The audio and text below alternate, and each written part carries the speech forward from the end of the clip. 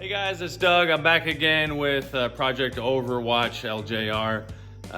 It is June 11th, so we are exactly a week away from Tennessee Trail Jam down at Loretta Lynn's Ranch in Tennessee. Couple things I want to do to the Jeep before we get it all wrapped up and get it ready to go. I've got a couple items ordered here. This here is the Rubicon Express Extreme Duty sway bar end links for the Jeep. Now, whenever I got this Jeep and when I had the other Jeep as well, it seemed to be both end links were pretty shot. You can see right here, the top of them here, they're just really not even there, to be honest with you. So I'm gonna be replacing those. The sway bar itself is not exactly at 10 degrees positive, like you're supposed to have whenever you have a lift on the Jeep. So these are gonna extend and gonna give me that range that I need for the rear sway bar. Also, what I got in today is the Alien Sunshade. The Alien Sunshade is kind of like any of the other sunshades on the market that go over the top of your Jeep whenever you have the hard top off, or in my case, the soft top completely off. It's nice to have that free-flowing air. However, it's still a little bit hot. The sun beating down on you all day when you're out at the beach or out at the dunes or something. So we're gonna put the Alien Sunshade on today and get the rear sway or the front sway bar end links on probably tomorrow. Let's go ahead and crack open this Alien Sunshade and check it out. I got the black one. This is the how to install sheet. I got the black sunshade. It was $59.99 on Amazon. I'll leave a link down below so you guys can see.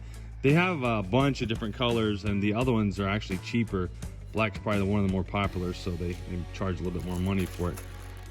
Here's the bungees that go around to secure it to your roll bar. This one here was $59.99. The other ones, the other colors are $39 and $34 or something like that. So, but this is what I got. Some people got a little green alien with theirs. They get a couple other little items, a bag or whatever. This is all I got in mine. The bungees, the sunshade, and how-to instructions, and then a little bit of green confetti. So let's lay it out in the sun so it gets all the creases out. Once it gets heated up in the sun, then we'll throw it on and see what it's like. All the bungees are all the same size except for one. And that one smaller, shorter bungee goes right here in the middle to secure the sunshade to where the windshield latch is across the top there. So let's get the rest of these put on around the roll bar and get it all secured. Guys, and there it is. Simple, super simple install on the Alien Sunshade. Really like it. I think it turned out really good. Again, this is the black one. You can see here.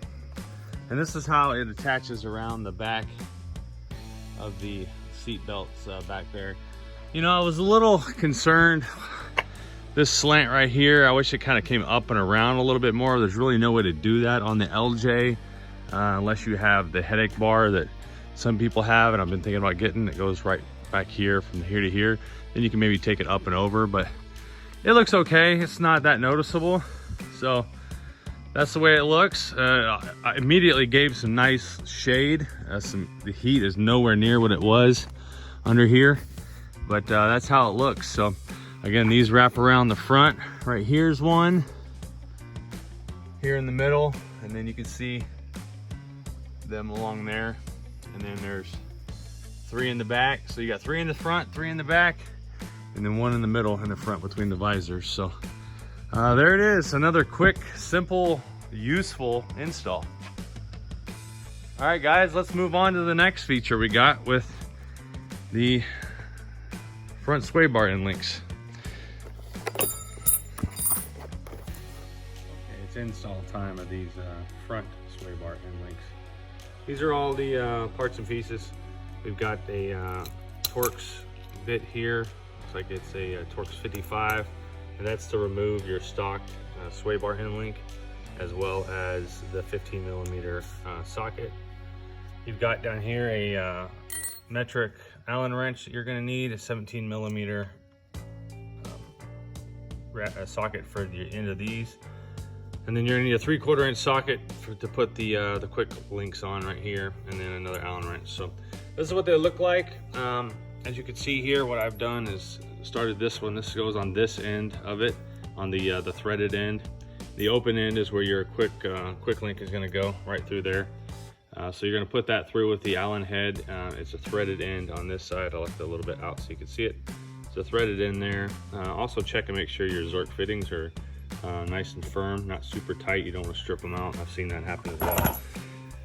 But got the install instructions right here. So what I'm going to do first is I am also, you see the drill and tap set there that you need when you go to tap the frame for your retention pins. So the first thing I'm going to do is I'm going to remove the stock end link, which is right here. You can see the boot is busted up here, completely worn out. So I've already loosened them a little bit. This is the 15 millimeter nut up here, which is the stock nut that comes on these. And this is going to be your 55 Torx down here. And then you've got your 18 mil on the other side that I'll put in and use. This is not going to be a how-to video, but just to get you started, that's how it works. So I'll just get that one taken off.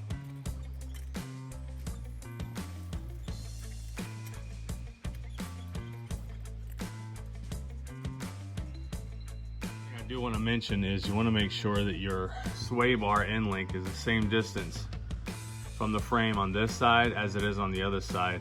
If not, you could have an issue with your axle not being centered, and the thing that would fix that is a track bar, a better centering axle. So, all right, so this right here is about level.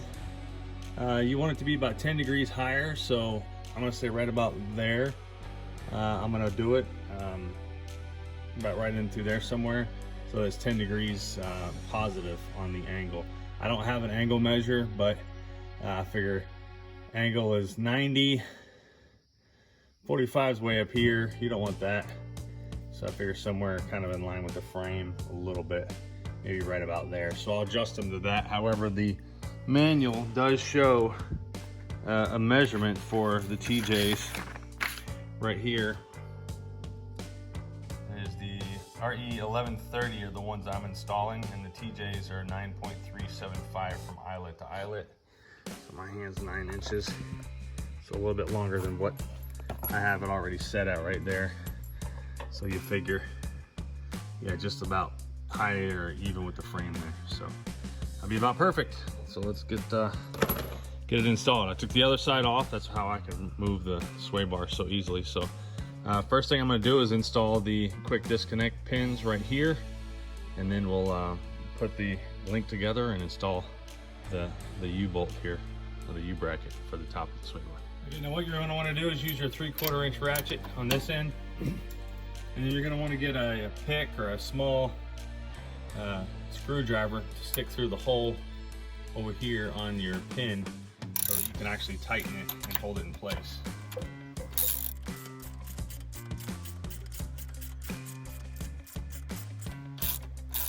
Now the retention pin goes to the inside of the Jeep so that you can take off your sway links and they don't make contact with the tire wheel or anything.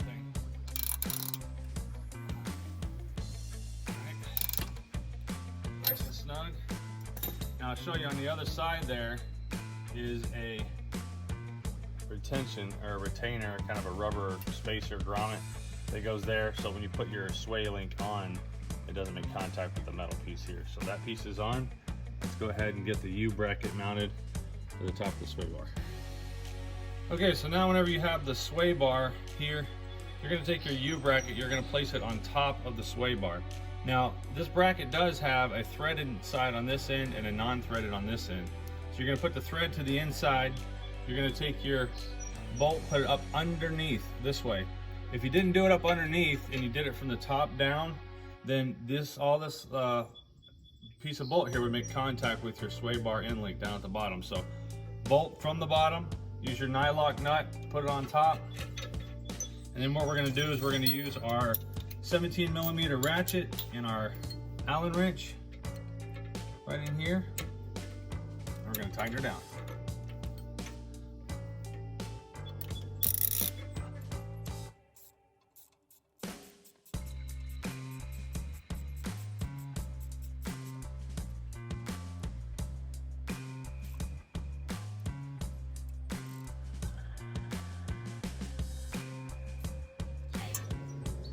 All right, so now we got that nice and snug.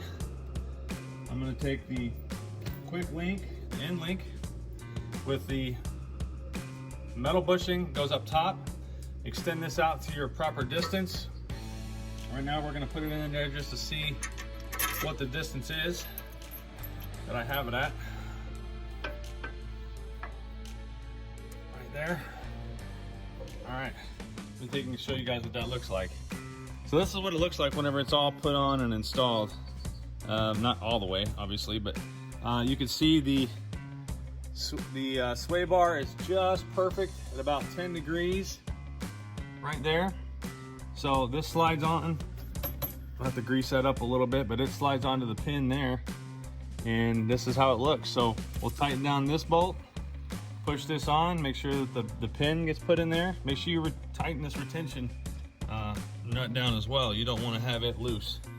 Make sure that's nice and tight, and that's what it'll look like. Can't wait to use those this coming weekend. The old ones, you can see how nasty and beat up and busted and worn those were. But I went ahead and finished it all up. You can see here's the retention pin to put whenever you're going off-road. You unhook it from there, swing it up to here and reattach it. But there it is, all connected. So I think it's gonna go well. I greased all the Zerx fittings. That's another thing I wanted to tell you guys is make sure whenever you're orientating these two pieces that you're orientated to where you can reach the Zerk fitting from the front side here and here. You can do them on the back side if you wish, but you're only gonna be able to really access them if you swing the sway bar end link up and then do it from the bottom, which is okay, I guess, to do it that way too. So it's up to you, but that's how it installs. That's how it looks. And I have a 2.5 inch Old Man Emu lift on this Jeep, and also a 1 inch body lift. But with the suspension lift that I have, I measure 2 inches directly between the top of this nut and the bottom of this top piece. So the threads that are showing is exactly 2 inches. So you can use that to your judgment and your guess. There's 9 inches or so, and then here's the way it is on the side. So just a little bit more than the level. There we go. All right, guys. Make sure you guys subscribe, leave a comment down below. Stay tuned for more. The next video I'll be doing is our preparation and our trip to Tennessee Trail Jam, which I got it all ready to go now. Everything I needed to do and wanted to do before we left. So there we go. So stay tuned for more videos on Project Overwatch LJ.